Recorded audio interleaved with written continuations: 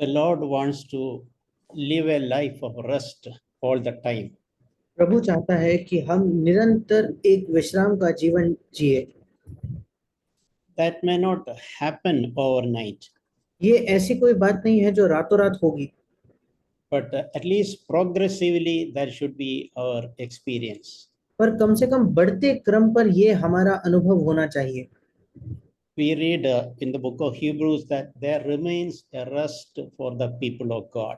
हम इब्रानियों की पुस्तक में पढ़ते हैं कि अभी परमेश्वर के लोगों के लिए एक विश्राम अभी शेष है, अभी बाकी है। So the Lord has kept or placed it for us to enter into it. इसका मतलब प्रभु ने वो विश्राम हमारे लिए नियुक्त किया है, हमारे लिए रखा है कि हम उस विश्राम में प्रवेश करें। But as a reality in our life, we all face many difficult situations. पर हमारे जीवन की वास्तविकता ये है कि हम में से हर एक कई कठिन परिस्थितियों का सामना करते हैं।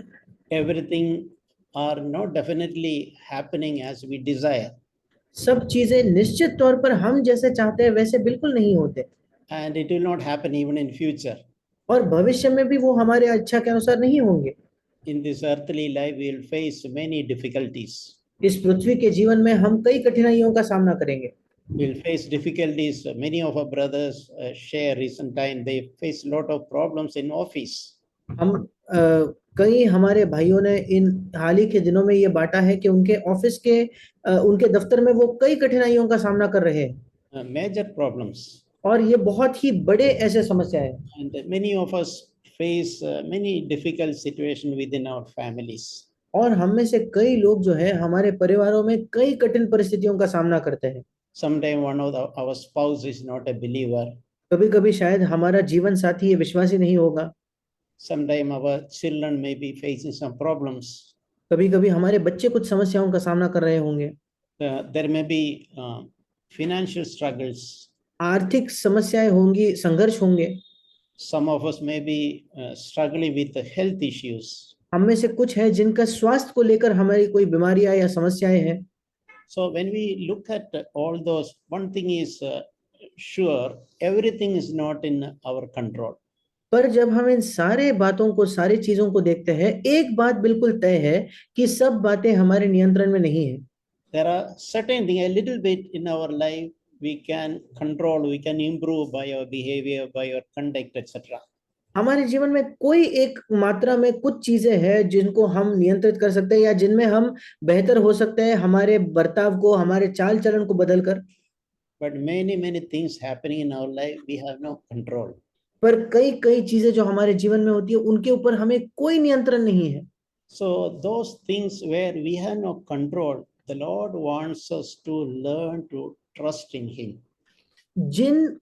हमारे जीवन के जिन क्षेत्रों पर हमारा कोई नियंत्रण नहीं है, प्रभु चाहता है कि हम उन क्षेत्रों के लिए उस पर भरोसा करना सीखें। One thing we can truly believe is that nothing will happen in our life without our Heavenly Father's knowledge. एक चीज जिस पर हम बिल्कुल वास्तविकता से विश्वास कर सकते हैं वो ये है कि हमारे जीवन में ऐसी कोई भी चीज हमारे स्वर्गीय पिता के जानकारी के अलावा हो ही नहीं सकती। When I was reading the book of Mark, we were seeing when the disciples they were straining because the wind was against them. जब हम मरकुस रचित सुसमाचार में पढ़ रहा था तो हम देखते हैं वहां शिष्य जो है वो बहुत मेहनत, बहुत संघर्ष कर रहे थे क्योंकि वो जो आंधी थी, वो जो हवा थी उनके विपरीत थी। So we can face many situations in our life. It's like rowing against in the middle of the sea against a storm. और ये बिल्कुल ऐसा है, हमारे जीवन में कई परिस्थितियों का हम सामना करते हैं जहां हम बहुत मेहनत कर रहे हैं खेने के लिए, उस जहाज को खेने के लिए, क्योंकि वो हवा हमारे विपरीत होती है, बिल्कुल उस आंधी के बीच में हम होते हैं। But there it mentioned Jesus was observing that, Jesus was watching that. पर वहां लिखा है कि यीशु उन्हें देख रहा था। And he approached their boat and he calmed the storm. और ऐसे लिखा है कि वो उनके नाव के सामने आया और उस आंधी को उसने शांत किया। So that is an example, a picture we can keep in our mind. और ये एक उदाहरण, एक चित्र है जिसको हम अपने मन में रख सकते हैं। Even when we feel like we are rowing, we are struggling, we are toiling. जब भी हमें लगता है कि हम बहुत ज्यादा खेते की कोशिश कर रहे हैं, बहुत ज्यादा संघर्ष कर रहे हैं, बहुत कड़ी मेहनत कर रहे हैं, and apparently the wind is not favorable to us, और जो हवा भी है वो हमारे लिए नहीं, बिल्कुल हमारे विपरीत है। a lot of obstacles we are facing, in other words. और दूसरे शब्दों में हम कई ज्यादा बाधाओं का और अवरोधों का सामना कर रहे हैं। And sometimes this all can last for prolonged period. और कई बार इनमें से जो समस्याएं हैं लंबे समय तक हमारे जीवन में जारी रहती है। But one thing you can remember, the Lord is watching us, is caring for us. पर एक चीज जिसको हम याद रख सकते हैं कि प्रभु हमें देखता है और हमारे लिए वो परवाह करने वाला एक परमेश्वर है। He will not allow us to be destroyed in that storm. उस आंधी में वो हमारा नाश नहीं होने देगा। Of course, in the storm rowing, it is a great training for we'll learn a lot of things during that difficult, tough period. निश्चित तौर पर उस आंधी में उस नाव को खेते खेते हम कई मूल्यवान ऐसे पाठ सीखते हैं उस कठिन परिस्थिति में। Yeah. Spiritually and otherwise, we will become stronger. आत्मिक तौर पर भी और अन्य क्षेत्रों में भी हम बलवंत बन जाएंगे। The Lord will not allow us to be drowned in the sea. निश्चित तौर पर प्रभु हमें उस समुद्र में डूबने नहीं देगा। The right time, the Lord will come and He'll calm the storm also. सही समय पर प्रभु आएगा और वो उस आंधी को शांत भी करेगा। We read about a very interesting story in Second Chronicles chapter 20, हम एक बहुत ही दिलचस्प कहानी को पढ़ते हैं, दूसरा इतिहास उसका 20 अध्याय, where that King Jehoshaphat he was surrounded by enemies. जहां यहोशापात राजा तो था वो बिल्कुल अपने शत्रुओं से घिरा हुआ था। And he was not strong enough, or he did not have the capacity to face all of those difficulties, enemies together. और यहोशापात ना ही बलवंत था, ना ही वो सक्षम था, ना ही उसमें क्षमता थी कि उन सारे शत्रुओं को एक साथ उनसे वो निपट पाए या जूझ पाए। But he was a man who learned to sought the Lord always. पर वो एक ऐसा मनुष्य था जो निरंतर परमेश्वर को खोजना सीख गया था। So when he heard about this enemy's approach, he was initially afraid. और इसलिए जब उसने सुना कि ये शत्रु उस पर चढ़ाई करके आ रहे हैं तो पहले तो वो डर गया। But he decided to seek the Lord. पर उसने तय किया कि वो प्रभु को खोजेगा। And what he prayed is, I don't know what to do. और उसने ये प्रार्थना की कि प्रभु हमें कुछ सूझता नहीं कि मुझे क्या करना चाहिए। Yeah, that is a great statement. We all can face in situation and we just do not know what to do. और ये एक बहुत बड़ा कथन है क्योंकि हम भी ऐसे कई परिस्थितियों का सामना करते हैं जहां हम जानते ही नहीं कि हमें क्या करना चाहिए। But he also had a Lord, however, my eyes are upon you. और उसी के साथ साथ यहोशापात राजा ने ये भी कहा कि पर प्रभु हमारी आंखें तेरी ओर लगी है। I have nobody else to trust other than you. प्रभु तेरे अलावा मेरे पास और कोई नहीं है जिस पर मैं भरोसा कर पाऊं। I have nothing else to trust but you alone. तेरे अलावा और कोई चीज नहीं है जिस पर मैं भरोसा कर पाऊं। So the Lord encouraged Jehoshaphat. और प्रभु ने वहां यहोशापात को प्रोत्साहित किया। The prophet, he told Jehoshaphat, your battle belongs to me. और एक भविष्यद्वक्ता के द्वारा प्रभु ने उससे कहा, हे यहोशापात, ये लड़ाई तेरी नहीं बल्कि वो मेरी है। You don't need to battle, I will battle for you. तुम्हें लड़ना नहीं होगा क्योंकि मैं स्वयं तुम्हारे लिए लड़ूंगा। So in a way we can learn from there. Means for a child of God, our battle is the Lord's battle. और इससे हम सीख सकते हैं कि एक परमेश्वर की संतान के लिए हमारी लड़ाई ये प्रभु की लड़ाई है। It is the Lord who will take responsibility for every aspect of our lives. वो प्रभु है जो हमारे जीवन के हर एक पहलू की जिम्मेदारी उठाएगा। So God just asks you praise and glorify and sing. You don't need to fight this battle. और प्रभु ने यहोशापात से कहा, तुझे केवल मेरी स्तुति, धन्यवाद और महिमा करनी है, तुझे इस लड़ाई को लड़ने की आवश्यकता नहीं। And without any fighting that day, the Lord fought and Jehoshaphat enjoyed victory. और बिना किसी लड़ाई के प्रभु उनके लिए लड़ा और यहोशापात ने उस लड़ाई के जीत का आनंद लिया। very often in my life, I pray that prayer, Lord, I don't know what to do in this situation. और इसलिए कई बार मेरे जीवन में मैं ये प्रार्थना करता हूँ कि प्रभु इस परिस्थिति में मैं नहीं जानता मुझे क्या करना चाहिए, But my eyes are upon you. पर प्रभु मेरी आंखें तुझ पर लगी है। The Lord was always faithful. प्रभु हमेशा विश्वास योग्य रहा। We can turn to a passage in Acts chapter 14, हम निकालेंगे प्रेरितों के काम उसका 14 अध्याय, verse 21 and 22. उसका 21 और 22 वचन। Here, after Paul preached to many places, और यहाँ पौलुस कई जगहों पर प्रचार करने के बाद he came to a place called Lystra and then to Iconium and to Antioch. और वो लुस्त्रा और इकोनियम और अंतकिया को लौट आया। So he did something, and that is mentioned in verse 22, Acts 14:22. और यहाँ पौलुस ने कुछ चीजें की जो कुछ किया जो प्रेरितों 14 उसके 22 वचन में लिखा है। It's mentioned that he strengthened the souls of the disciples. और लिखा है कि उसने चेलों के मन को स्थिर कर किया। इंग्लिश में लिखा है उसने चेलों के मन को बलवंत किया। So we all need to be strengthened in our souls.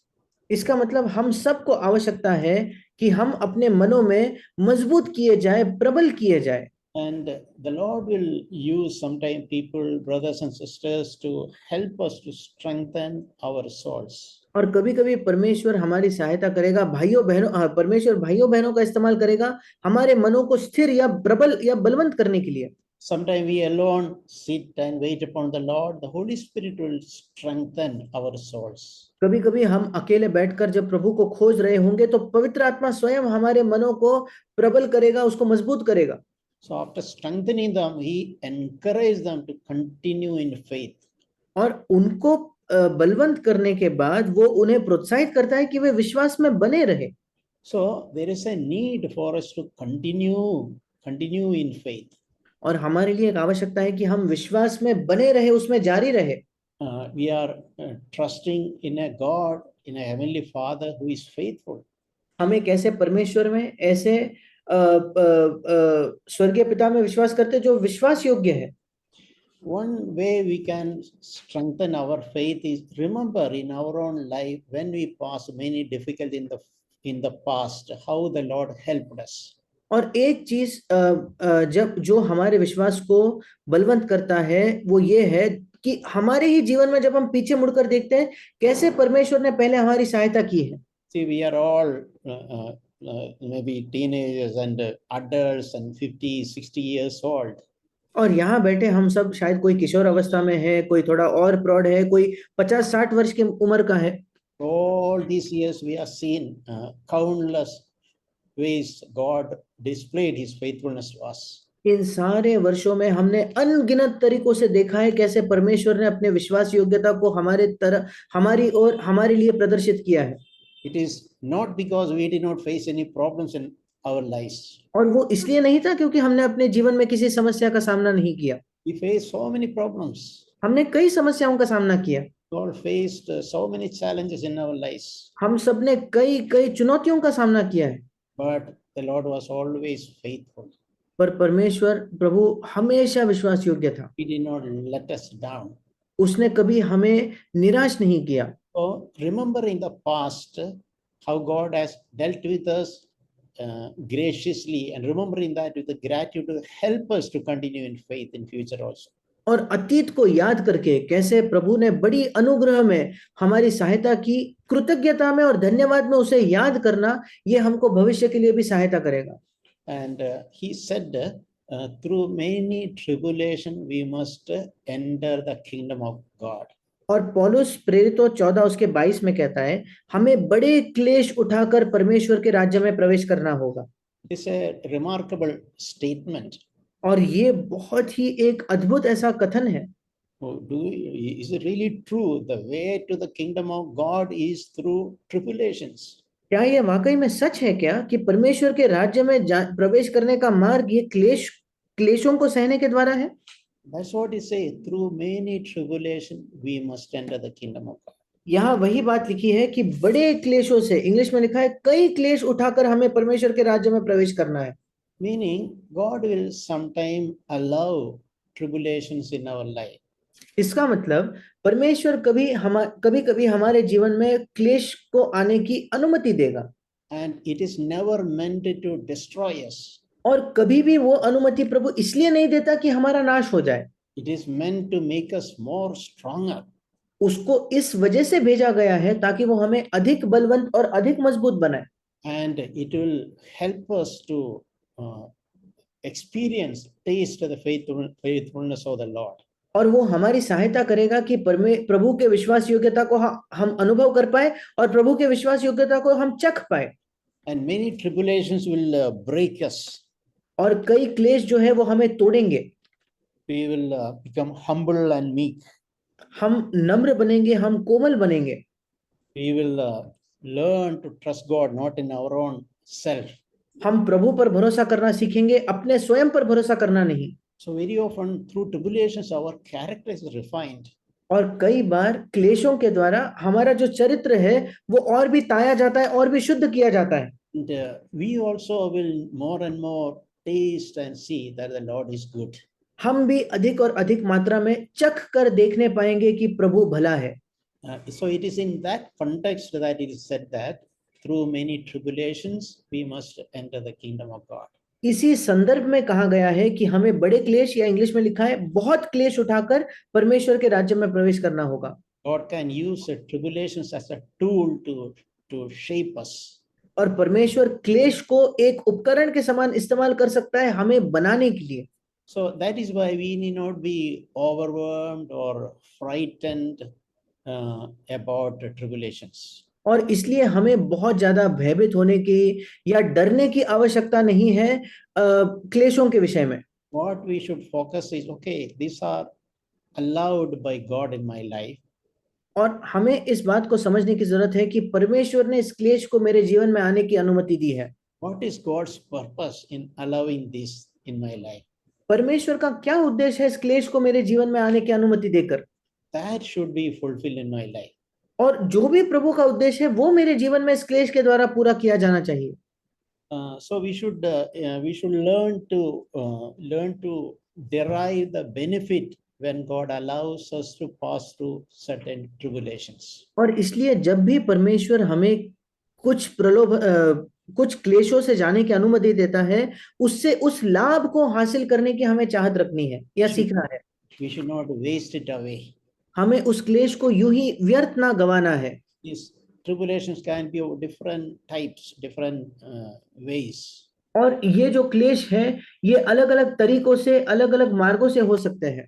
Whatever it is, we should remember that God is in control of everything. चाहे वो कुछ भी क्यों ना हो, हमें इस बात को याद रखना है कि प्रभु हर बात के नियंत्रण में है। We can turn to another verse in 1 Corinthians chapter 10 verse 13. हम एक और वचन देखेंगे, पहला कुरिन्थियों उसका 10वां अध्याय 13 वचन। We read there that no temptation has overtaken you, such as is common to man, but God is faithful, who will not allow you to be tempted beyond what you are able, but with the temptation will provide the way of escape also. और पहला कुरिन्थियों 10:13, तुम किसी ऐसी परीक्षा में नहीं पड़े जो मनुष्य के सहने के बाहर है। परमेश्वर सच्चा है, इंग्लिश में लिखा है परमेश्वर विश्वास योग्य है, और वो तुम्हें सामर्थ्य से बाहर परीक्षा में न पड़ने देगा, वरन परीक्षा के साथ निकास भी करेगा कि तुम सह सको।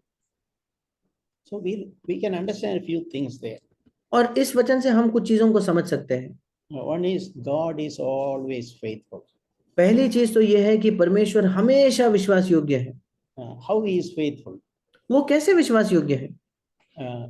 It is like if we suppose we are little children, how much burden we will keep on that child's head.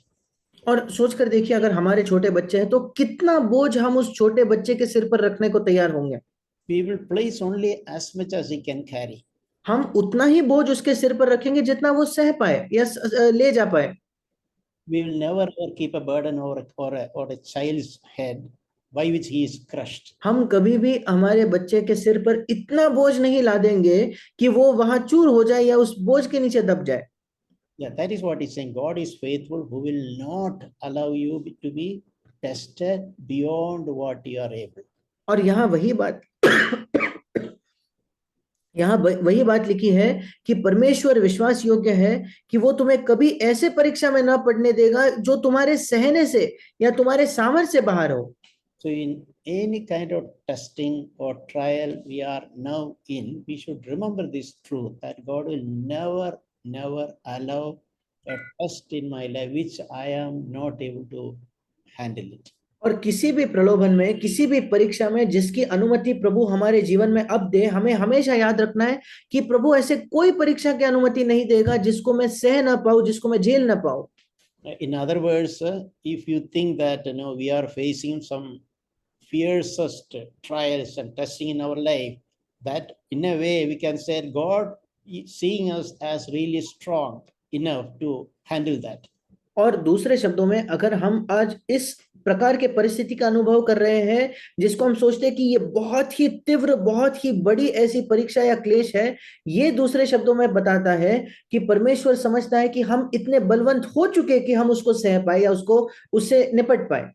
Yeah, it also says that with the testing or temptation, he will always provide a way of escape. और यहाँ ये भी लिखा है उसी परीक्षा के साथ, उसी प्रलोभन के साथ वो वहां से निकास या बचने का भी एक मार्ग निकालेगा। So once I was meditating this verse, this is how I understood it. और एक बार जब मैं इस वचन पर मनन कर रहा था, इस प्रकार से मैंने इस वचन को समझा।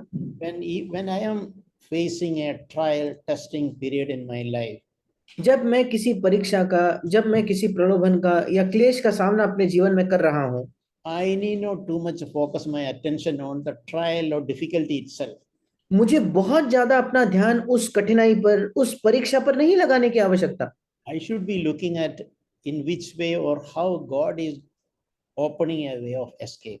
मेरा ध्यान इस पर होना चाहिए कि किस तरीके से, किस मार्ग से प्रभु मेरे लिए एक निकास का मार्ग निकालेगा। Because in every testing, He will always provide a way of escape. क्योंकि हर एक परीक्षा में वो हमेशा एक निकास का मार्ग जरूर निकालेगा। Very often I have said this example of pressure cooker. कई बार मैंने उस प्रेशर कुकर का उदाहरण दिया है। When you use pressure cooker, that pressure is necessary to cook food. जब आप प्रेशर कुकर का इस्तेमाल करते हो, उस प्रेशर, उस दबाव की आवश्यकता होती है खाने को पकाने के लिए। But that pressure is not meant to destroy or explode that vessel itself. पर वो दबाव इसलिए नहीं दिया गया कि वो उस बर्तन को उसका नाश कर दे या उसको चूर कर दे। We know that in the right time, the valve will release, open up, and the pressure is released. हम जानते हैं कि सही समय पर वो वॉल्व, वो सीटी ऊपर उठेगी और वो दबाव अपने आप कम हो जाएगा। So in the same way, God is faithful always to provide a way of escape. बिल्कुल वैसे ही परमेश्वर हमेशा विश्वास योग्य है हमारे लिए एक निकास का मार्ग निकालने के लिए। There are so many passages in the Bible where God in a special way comfort and encourage people who are passing through difficult situations. और बाइबल में ऐसे कई भाग है, कई वचन है जहां परमेश्वर स्वयं आकर उन लोगों को सांत्वन देता है, प्रोत्साहन देता है जो कठिन परिस्थितियों का सामना कर रहे हैं। For example, in the Psalms, it is King David has written many Psalms. उदाहरण के तौर पर भजन संहिता में राजा दाऊद ने कई भजन लिखे हैं। And David is somebody who really faced many difficulties in his life. और दाऊद एक ऐसा व्यक्ति था जिसने अपने जीवन में कई समस्याओं का सामना किया था। Even though he was anointed as the king of Israel for several years, King Saul was chasing him to kill him. इसके बावजूद कि वो अभिषेक किया गया था कि वो इस्राएल का राजा बने, कई वर्षों तक शाऊल राजा उसके पीछे पड़ा था उसकी जान लेने के लिए। Yeah, he was running from cave to cave to save his life. और वो एक गुफा से दूसरे गुफा में भाग रहा था अपने जीवन को बचाने के लिए। Even though he was the anointed, appointed king of Israel. यहाँ तक कि इस्राएल का वो अभिषेक नियुक्त किया हुआ राजा था। because even though God had appointed as a king, there was a preparation time. क्योंकि इसके बावजूद कि परमेश्वर ने उसे राजा के तौर पर नियुक्त किया था, उसके तैयारी का एक समय था। Just like Joseph, God's plan was to make Joseph as the prime minister of Egypt. बिल्कुल जैसे यूसुफ के लिए परमेश्वर की योजना थी कि उसको मिस्र देश का प्रधानमंत्री बनाया जाए, But there was a 13 years of preparation for that. पर उसके लिए एक लंबा 13 साल का काल था जिसमें उसकी तैयारी करनी आवश्यक थी। So what I was trying is David, when he was passing through many testing difficulties in his life, और मैं ये कहने की कोशिश कर रहा हूँ कि जब दाऊद ने अपने जीवन में कई कठिन परिस्थितियों का सामना किया उसके जीवन में, and he would cry out to the Lord and seek the Lord to help him to give a deliverance. वो परमेश्वर के सामने पुकारता था और प्रभु से मांगता था कि प्रभु उसे छुटकारा दे। And without exemption, every time the Lord protected him, opened a way of escape. और किसी भी बार ऐसा नहीं हुआ, हर बार परमेश्वर ने उसके लिए एक निकास का मार्ग निकाला, उसे सुरक्षित रखा। So that is why he could write many psalms describing God's faithfulness during difficult time. और इसी वजह से दाऊद कई भजन लिख पाया परमेश्वर के विश्वास योग्यता को बयां करते हुए ऐसे कठिन समयों के बीच। It's a good thing when you have leisure time, read and enjoy and meditate psalms. और ये बहुत अच्छी चीज है, जब आपके पास समय होगा तो आप भजन संहिता को पढ़े, उसका आनंद ले और उस पर मनन करें। Those psalms have come out of David's heart, which he really in person experienced. क्योंकि भजन जो है ये दाऊद के हृदय से बहकर आई है, ऐसे अनुभवों की वजह से जो उसने स्वयं अपने निजी जीवन में जिनका सामना किया। We can turn to a passage in 2 Corinthians chapter 1. हम निकालेंगे दूसरा कुरिन्थियों उसका पहला अध्याय, verses 3 onwards. उसका तीसरे वचन से आगे। First of all, Paul is when we mentions about God, he's saying that the Father of mercies and God of all comfort. सबसे पहले तो जब पौलुस यहाँ परमेश्वर का वर्णन करता है, वो कहता है परमेश्वर जो दया का पिता और सब प्रकार की शांति का परमेश्वर, इंग्लिश में लिखा है सब प्रकार के सांत्वन का परमेश्वर। So what a beautiful name the Father has. क्या ही अद्भुत नाम है हमारे पिता का। Father, he is a Father of mercies. वो दया का पिता है, Meaning his mercies are new every morning. इसका मतलब उसकी दया हर दिन नई होती है। Whether we fall, whether we discourage, every time Father's mercy is available. चाहे हम गिरे, चाहे हम निराश हो जाए, हर समय पिता की दया उपलब्ध है। And his mercies are new every morning. और उसकी दया प्रतिदिन नई होती है। And not only that, he is a God of all comfort. केवल उतना ही नहीं, वो सब प्रकार के सांत्वन का परमेश्वर है। This is how we should know God, taste and see that the Lord is a Father of mercies, God of all comfort. इसी प्रकार हमें परमेश्वर को जानना है, हमें चख के देखना है, चख के जानना है कि हमारा परमेश्वर दया का पिता और सब प्रकार के सांत्वन का परमेश्वर है। And he is continuing to say in verse 4, he comforts us in all affliction so that we will be able to comfort those who are in any affliction with the comfort with which we ourselves are comforted by God. और फिर पौलुस आगे चौथे वचन में कहता है वो हमें हमारे सब क्लेशों में शांति है, इंग्लिश में लिखा है सांत्वन देता है, ताकि हम उस सांत्वन के कारण जो परमेश्वर हमें देता है उन्हें भी सांत्वन दे सके जो किसी प्रकार के क्लेश में हो। So in all our affliction, on one side the Lord is comforting us. और हमारे सारे एक और तो हमारे हर क्लेश में परमेश्वर स्वयं हमें आराम देता है या सांत्वना देता है। And God wants us the comfort which we have received in our afflictions. और परमेश्वर उसके आगे चाहता है जिस सांत्वन को हमने अपने क्लेशों में पाया है, We should use that and comfort someone else who is in need of comfort. हमें उसका इस्तेमाल करके कुछ और लोगों को भी सांत्वन देना है जिनको अब सांत्वन की आवश्यकता है। It's a wonderful thing we can do, helping brothers and sisters, people who are passing through a difficult time. ये एक अद्भुत चीज है जो हम कर सकते हैं, ऐसे भाई बहन जो एक कठिन परिस्थिति का सामना कर रहे हैं। We can encourage them through sharing our experience, how God comforted us when we pass through difficulties. हम उनको प्रोत्साहित कर सकते हैं कैसे जब हम स्वयं कठिन परिस्थितियों में गए तो परमेश्वर ने कैसे हमें सांत्वन दिया। That is the meaning why we sometimes in our church we have testimony and testimony meetings. और इसी वजह से यही कारण है कि वो हमारे कलीसिया में कभी कभी हमारे पास गवाही की सभाएं होती है।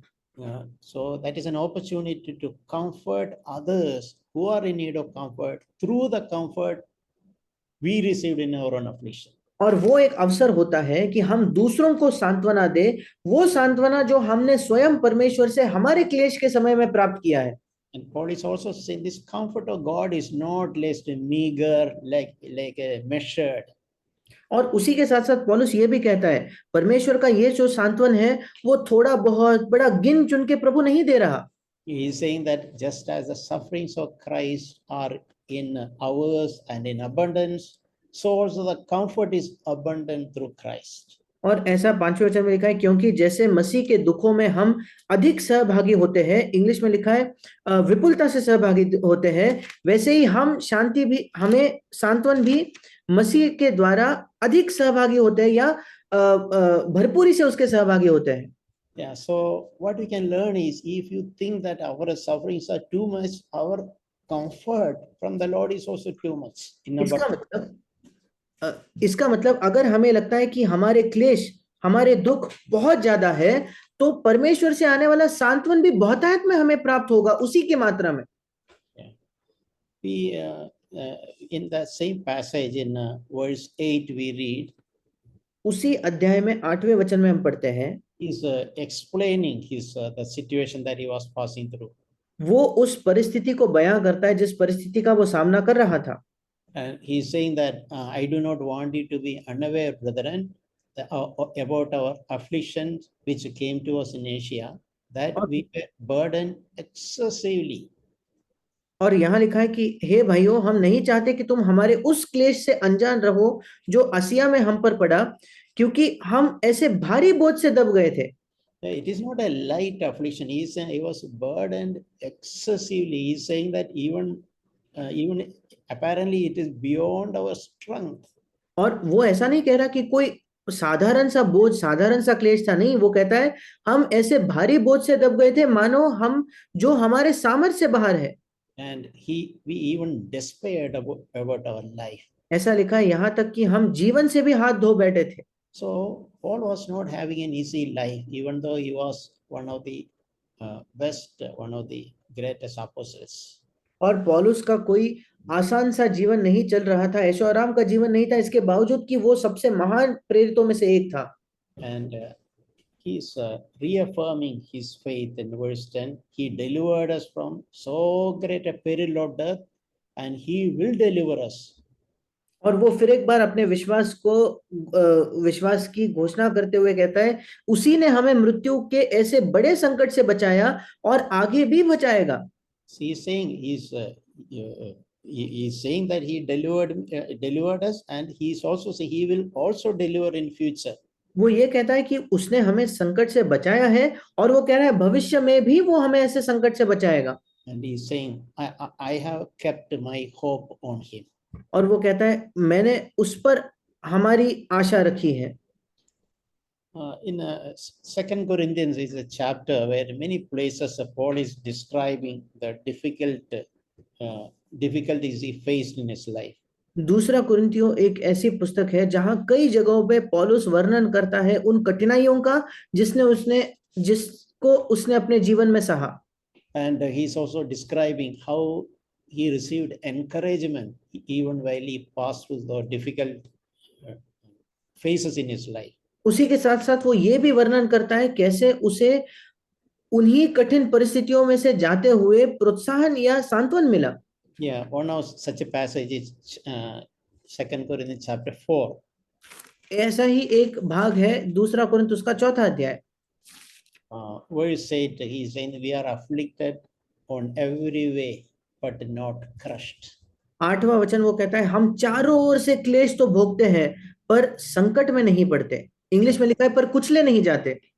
I really very often refreshed by reading this. और कई बार जब मैंने इसे पढ़ा है तो मैं बहुत तरोताजा हुआ हूँ। He is saying I am really afflicted intensely, but at the same time I am not crushed. वो कहता है कि वाकई में बहुत ज्यादा क्लेश का मैं सामना कर रहा हूं, पर मैं कुचला नहीं गया। God wants that to be our testimony also. परमेश्वर चाहता है कि ये हमारी भी गवाही हो। Yeah, we may have lot of afflictions, difficulties, trials, tribulations. शायद हमारे कई क्लेश होंगे, कई कठिनाइयां, कई कठिन परिस्थितियों का या प्रतिकूल परिस्थितियों का सामना हम कर रहे होंगे, But God will never allow us to be crushed. पर परमेश्वर कभी भी हमें कुचले नहीं जाने देगा। In other way, to be destroyed. दूसरे शब्दों में हम कह सकते हैं हमारा नाश नहीं होने देगा। Any testing, any trial is not meant to destroy, it is to refine us. कोई भी परीक्षा जो प्रभु हमारे जीवन में अनुमति देता है, उसका मकसद ये नहीं है कि हमारा नाश हो, बल्कि हम ताए जाएं और हम शुद्ध हो जाए। So this is something we should remember when we pass through real tough time. We should remember, okay, this difficult time for me, but I will not be crushed anyway. और ये हमारे लिए याद रखना बहुत अच्छा है, जब भी हम किसी कठिन परीक्षा का सामना कर रहे हैं, हाँ ये मेरे लिए कठिन समय है, पर इस परीक्षा में मैं कुचला न जाऊंगा। And that's an interesting passage, that following verse. I'm as shortage of time not reading that. एक दिलचस्प भाग है, उसके आगे भी समय की कमी की वजह से मैं उसे नहीं पढ़ रहा। I just want to touch on one verse, verse 12. केवल एक वचन के बारे में मैं जिक्र करना चाहता हूँ, 12वां वचन। He's saying that death working in us, but life in you. वो कहता है, इस प्रकार मृत्यु तो हम पर प्रभाव डालती है और जीवन तुम पर। Meaning, through some of the difficulties inside, we will experience brokenness. इसका मतलब कुछ कठिनाइयों के द्वारा, कुछ कठिन परिस्थितियों के द्वारा हम अपने अंदर टूटेपन का महसूस करेंगे। And inside a development, a growth of our inner man will happen. और हमारे अंदर, हमारा जो अंदरूनी मनुष्य है, उसकी उन्नति, उसके अंदर एक विकास हम देख पाएंगे। When that happen, when that kind of death happen inside us, we will be able to impart life to others. जब उस प्रकार की मृत्यु हमारे अंदर होगी, तब हम दूसरों को जीवन प्रदान कर पाएंगे।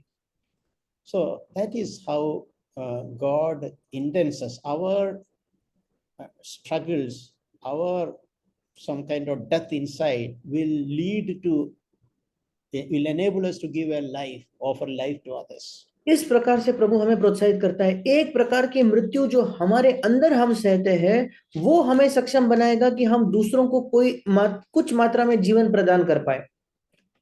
If there is no death in us, we cannot give life to others. अगर हमारे अंदर कोई मृत्यु नहीं है, तो हम दूसरों को जीवन नहीं दे पाएंगे। And in the same chapter, the end last verse, verse 18. उसी अध्याय के अंतिम वचन में 18 वचन में लिखा है, Paul is saying, I do not, even though these situations are tough, we do not lose heart. और वो कहता है कि इसके बावजूद कि परिस्थितियां बहुत कठिन है, पर हम 16वां वचन, हम हियाव नहीं छोड़ते। Yeah. Even though our outer man is decaying, our inner man is being renewed day by day. और 16 वचन, यद्यपि हमारा बाहरी मनुष्यत्व नष्ट होता जाता है, तो भी हमारा भीतरी मनुष्यत्व दिन प्रतिदिन नया होता जाता है। So in all our difficult situations, God doesn't want us to become depressed or discouraged or lose heart. और हमारे कठिन परिस्थितियों में प्रभु नहीं चाहता कि हम डिप्रेस हो जाए, व्याकुल हो जाए, आशाहीन हो जाए या निराश हो जाए। We should not be disheartened in any situations of life. हमें हमारे जीवन की किसी भी परिस्थिति में हमें बिल्कुल मायूस होकर आशा को नहीं खोना है। Even though externally there is pressure, we will be able to say our inner man is being renewed day by day. इसके बावजूद कि बाहरी तौर पर हम पर बहुत दबाव है, उसके बावजूद हमारा अंदरूनी, हमारा भीतरी मनुष्यत्व दिन प्रतिदिन नया होते जाता है। In verse 17, he is describing about afflictions. और 17 वचन में वो कुछ क्लेश का फिर एक बार वर्णन करता है। He is saying that our momentary light affliction. वो कहता है हमारा पल भर का हल्का सा क्लेश। He after facing so much difficulties, he was tested to maximum, and it was going on. It was not short time. He is saying momentary. और इतने कठिनाइयों का सामना करने के बाद, जहां वो अंत तक मानो उस चरम तक परखा गया था, और वो क्लेश रुक भी नहीं रहा था, जारी था, पर वो क्या कहता है, हमारा पल भर सा हल्का सा क्लेश। And he also, it is just a light affliction. पहले वो कहता है पल भर का, फिर वो कहता है वो हल्का सा क्लेश है। That is what, when you know God, when you know God's more and more, things will become lighter and easier for us. और जब आप परमेश्वर को बेहतर जानेंगे, परमेश्वर के मार्गों को बेहतर जानेंगे, तो चीजें हमारे लिए और भी आसान और सहज होने लगेंगी। We know that in the perspective of eternity, these difficulties are momentary. और हम जानते हैं कि अनंत काल के दृष्टिकोण से ये सारे जो क्लेश हैं ये पल भर के हैं And it is light. और वो हल्के हैं। He was many times he was beaten. He was many times he was at the threat of his life. कई बार वो मारा गया था, कई बार वो ऐसे जोखिम में था कि वो अपने जीवन को खो सकता था। But he is saying that I had some light affliction, some light troubles. पर उसके बावजूद वो कहता है मेरे तो बड़े हल्के से क्लेश थे, कुछ हल्की सी समस्याएं थी। And not only that, he is saying that these momentary and light afflictions are producing for us an eternal weight of glory beyond comparison. और वो कहता है केवल इतना ही नहीं, पर ये पल भर से और हल्का सा क्लेश हमारे लिए बहुत ही महत्वपूर्ण और अनंत महिमा उत्पन्न करता जाता है। I have in my own Bible reading, I observed something. मेरे अपने बाइबल को जब मैं पढ़ता हूँ, मैंने कुछ चीजों को देखा है। Many places wherever affliction, trial, testing, etc. are mentioned. कई बार जहां दुख, क्लेश और परीक्षाओं का जिक्र किया जाता है, words like momentary, for a short time, for a while, etc. is used. और वहां पल भर के लिए, कुछ ही समय के लिए, थोड़े समय के लिए, ऐसे शब्दों का भी इस्तेमाल किया गया है। Meaning trials are not forever. इसका मतलब परीक्षाएं जो है वो हमेशा के लिए नहीं होते।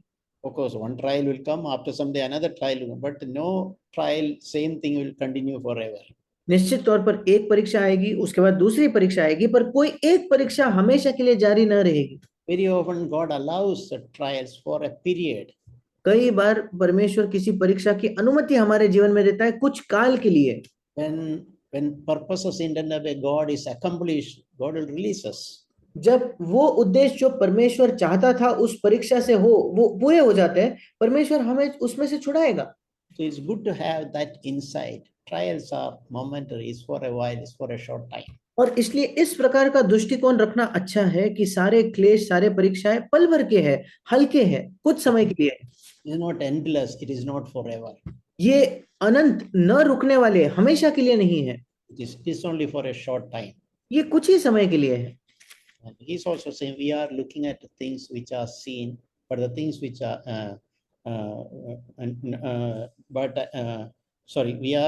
we look at the things which are seen, but the things which are we are not looking at which are seen, but at the things which are not seen.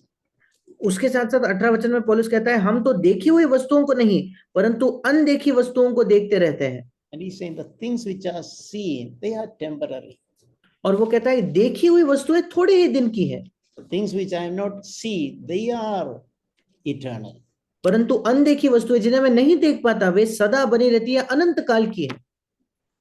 So dear brothers and sisters, may the Lord really encourage us. और इसलिए मेरे प्रिय भाई और बहनों, परमेश्वर वाकई हमें प्रोत्साहित करे। I know many of us are facing various trials. मैं जानता हूं हम में से कई जो है कई अलग अलग प्रकार के परीक्षाओं का सामना कर रहे हैं। Remember this, nothing happens to us without the Lord's knowledge. इसे याद रखें कि हमारे जीवन में कुछ भी परमेश्वर के जानकारी से अलग, परमेश्वर के जानकारी के अलावा नहीं होता। And the Lord has purpose for everything. और हर एक चीज में परमेश्वर का कोई उद्देश्य है। Sometimes we may not even understand now what is the purpose in this. कभी कभी शायद हम समझ भी नहीं पाएंगे कि इसमें क्या ही उद्देश्य है परमेश्वर का। We can pray, God reveals to know the purpose, understand, give us understand the purpose. It is good, but if He doesn't really, leave it to God. और उस ऐसे मामले में हम प्रार्थना कर सकते हैं, अगर परमेश्वर अपने उद्देश्य को, उस क्लेश के उद्देश्य को हम पर प्रकट करता है, अच्छी बात है, पर अगर प्रभु ना भी प्रकट करे कोई बात नहीं, वो उसे प्रभु के हाथ में छोड़ दे। That is one way we can trust God. Something which is not known to us, it's okay. God choose not to reveal to us. I am happy with it. ये एक तरीका है जिससे हम प्रभु पर भरोसा करते हैं, जिससे एक चीज जिसे मैं नहीं जानता और प्रभु ने मुझ पर प्रकट नहीं की, फिर भी मैं उस पर भरोसा करने में खुश हूँ, संतुष्ट हूँ। So another thing we should remember is trials are not meant to crush us. दूसरी चीज हमें याद रखने की आवश्यकता है कि जो क्लेश है वो इसलिए नहीं भेजे गए कि वो हमें कुचल दे। Let it fulfill the God intended purposes. उस क्लेश को हमारे जीवन में परमेश्वर निर्धारित, परमेश्वर नियुक्त किए हुए उद्देश्य पूरे करने दे। And even though we pass through, when we receive God's grace, we will also be able to say, my trials are temporary, it is light. और जब हमें परमेश्वर का अनुग्रह प्राप्त होगा तो हम भी ये कह पाएंगे कि मेरे क्लेश, मेरी परीक्षाएं पल भर की है और हल्की है। In fact, compared to many sufferings, struggles, trials, many other brothers and sisters face, mostly we face really light things. और अगर वास्तविकता में देखा जाए तो काफी हद तक जो पीड़ाओं को, जिन कठिनाइयों का सामना अन्य भाई बहन करते हैं, उनकी तुलना में हम बहुत ही हल्के से चीजों का सामना कर रहे हैं। Something like a mosquito bite. उसकी तुलना एक मच्छर के काटने के समान की जा सकती है। But God will, whatever it is, God will give us grace. पर जो कुछ भी हो, परमेश्वर हमें अनुग्रह देगा। Let us allow God to fight our battles और आइए हम परमेश्वर को अनुमति दें कि वो हमारे लड़ाइयों को लड़े and surrender our lives and learn to trust God in all situations. और हमारे जीवन को हम उस पर समर्पित करें और हर एक परिस्थिति में परमेश्वर पर भरोसा करना सीखें। And continue strong in faith even when we are tested. और जब हम परखे जाते हैं, परीक्षा में पढ़ते हैं, तब भी हम विश्वास में बलवंत, प्रबल बने रहे। Amen. आमीन।